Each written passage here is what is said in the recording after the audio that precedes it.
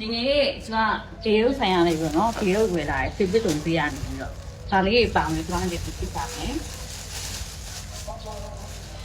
ဒါလေးကနံပါတ်1ဒါ YBK ဆိုင်လို့ခေါ်တာ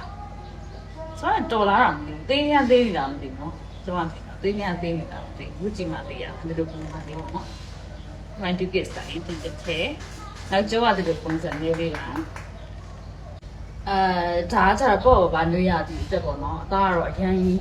ကြီးရမပါဘူးပေါ့နော်ဒါဒုတိယတစ်ထည်ကို4500ပေးရပါတယ်ဒီလိုပုံစံမျိုးလေးပေါ့နော်အနောက်ကကြတော့ဒီလိုပုံစံလေးဒါလေးတစ်ထည်ရပါတယ်ဒါဆိုဟိုးရန် YDK ဝတ်တဲ့ဒီဇိုင်းမျိုးပေါ့နော်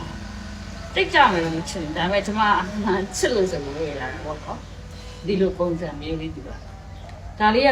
9500ပေးရရဲ့ရှင်ဒီလိုလေးခေါင်းဝင်အတူလေးပေါ့နော်ဆိုတော့ဒီလိုမျိုးလေးခေါင်းအတူလေးဝတ်ပြမယ်နော်ဒီလိုရှိတယ်အားလုံးပေါင်း2000နဲ့2000လေးပေါ့နော်နောက်ဆုံး2ထည့်ပြမယ်ဒါတိတ်ကဖဲပြားလေးကမကောင်းတော့ဘူးပေါ့နော်ဒါပေမဲ့ကျိုးလေးညှက်ပြဖို့ချစ်စရာလိုရထားလေးရှင်ပါလေကျွန်တော်ဘိုက်ကိုတော့တီးခံပါနော်ဘိုက်ကိုတီးခံပါဒါလေးပေါ့နော်စစ်စစ်ရလေးဒါလေးရမယ်ပြီးတော့နောက်တစ်ထည့်ကဒီလိုပုံစံလေးပေါ့နော်ဒီပါနောက်ကဒီလိုပုံစံဒါလေးပေါ့နော်စစ်စစ်ရလေးမလား